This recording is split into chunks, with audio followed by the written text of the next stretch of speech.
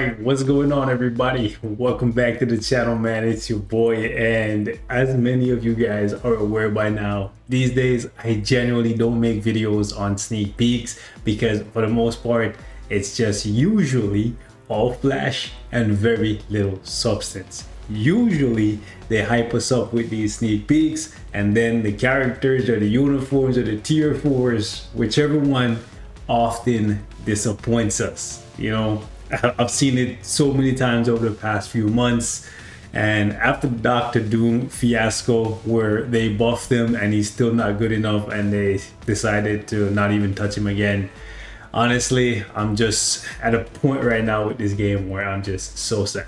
You know what I'm saying? But against my better judgment, I am gonna make a video on a sneak peek because this one just looks absolutely fantastic. I decided to include Rhodey and Rescue just because if I'm gonna make a sneak peek video, I might as well throw them in. I know most of you guys don't care for Rhodey.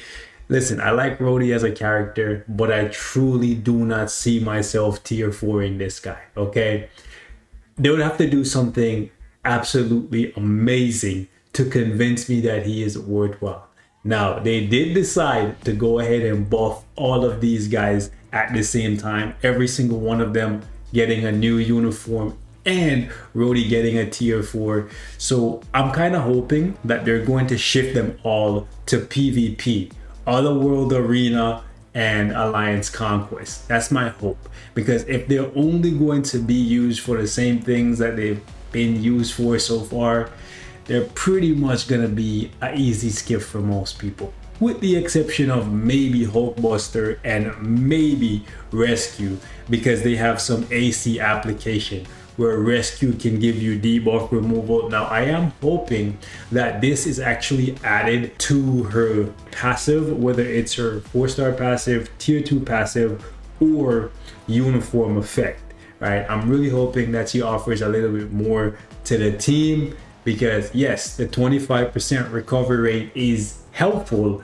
but it's definitely not as useful as the ability to remove all debuffs, because what these devs need to consider is the fact that Rescue is a paywall character and you're selling a second uniform for her. If you want people to actually buy the character and buy the uniform, you need to make sure that it's actually worthwhile, because we have so many characters in the game right now that offer a lot more than she currently offers. So hopefully they're considering that when they're working on this new uniform for Rescue, because she's not getting a tier 4 upgrade. So the most she can do is offer an amazing support, whether it's extra damage to heroes and villains, debuff removal, extra HP. But then again, we already have HULKBUSTER and he's getting the Celestial armor, which is the strongest version of the HULKBUSTER armor.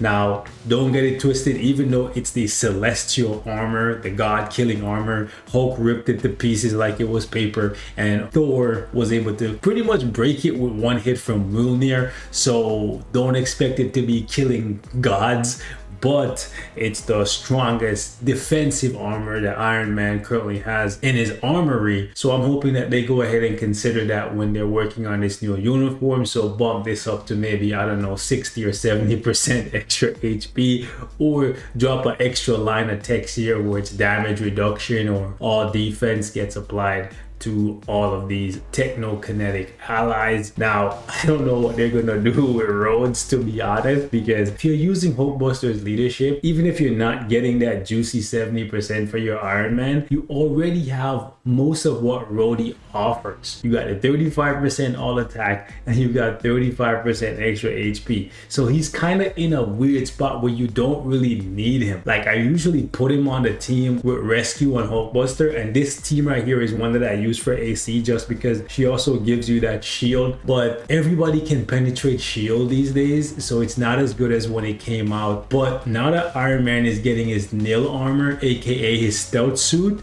now would be the perfect time to do something that they've never done with him, which is actually make him good for PvP. If Iron Man is just going to be doing the same thing that he's been doing for 10 years, come on, man. We got 9 armors for this man, bro. We're gonna get our 10th uniform and he's just gonna be what, another version of what we just saw you did for Thor. Like, yes, I like the fact that the new Thor slaps really, really hard, but truthfully speaking, if they're just gonna do what they did here with Thor and just give him a stronger version of the uniform that he had previously, I don't think that's gonna be enough for most people. And I know for a fact that it's not gonna be enough for me. Yeah, sure, I'll probably pick it up day one.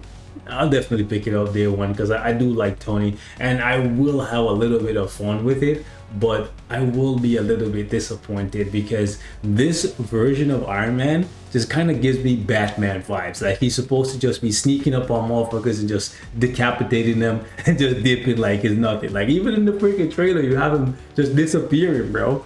You know, like, this version of Iron Man should be a PvP version. However, Netmarble usually doesn't stray from what the established order is. If a character has been primarily a PvE character from the get-go, every iteration of them continues to be that way.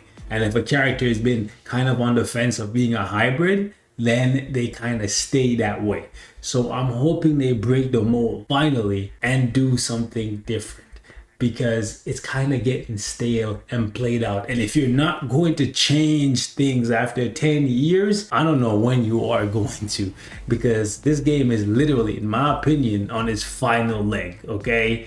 I'll be surprised if we make it another 5, but that's just my 2 cents. Y'all let me know what you think in the comment section. Iron Man was a character that I had a lot of fun with in the past. Had him maxed out with 20 Odins at one point. I stripped him, and I don't know if I'll give him 20 Odins again if he's just a PvE character that can kill Dormammu a little bit faster than last time and kill, I don't know, Kang or Jean Grey a little bit faster than last time. Sure, I'll probably have some fun with him. I know most of you will, because it's Tony. It's 23 stacks. We love him. But it's time for them to do something different, in my opinion. And since they just reworked Alliance Conquest and Otherworld Battle is there, it would be nice if he could have a suit dedicated to those game modes. Now, I know there's talks of a new game mode that's coming for PvE and whatnot, but even then, I still would prefer if all of these guys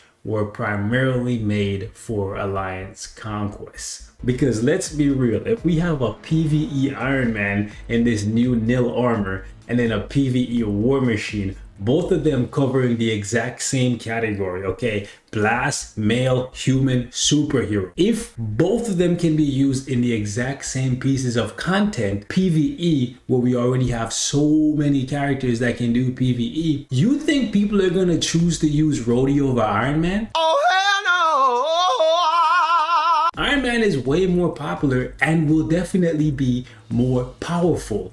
Like, let's be real, there's never gonna be a time when War Machine is more powerful than Iron Man. That's literally like blasphemy. like what? So it'll be interesting to see what they do. They need to make this guy somehow useful to the team without him getting stepped on by HULKBUSTER. But when it comes to these 4-man teams, they usually have an odd man out, even if they make the team primarily focused on PvP. Whereas in the case of Johnny, he's really, really good for PvE, but he's just so bad for PvP that no one uses him, like in Otherworld Arena or Alliance Conquest. And then it's the same thing for the Warriors of the Sky and the Defenders, right? Jessica Jones, Luke Cage, and Daredevil, really good for Alliance Conquest. However, Iron Fist, not so much. Sure, he has the bounce back invincibility thing on his uniform bonus, but in most cases, that's not enough. And that is also the case for War Tiger, another member of a 4-man team that just always gets left behind. How many times have you seen the Warriors of the Sky team assembled? When have you ever seen him in place of Shadow Shell, Sunbird, or Blue Dragon? The answer is probably never. But I'm gonna wrap it up here. I'll catch you in the next one.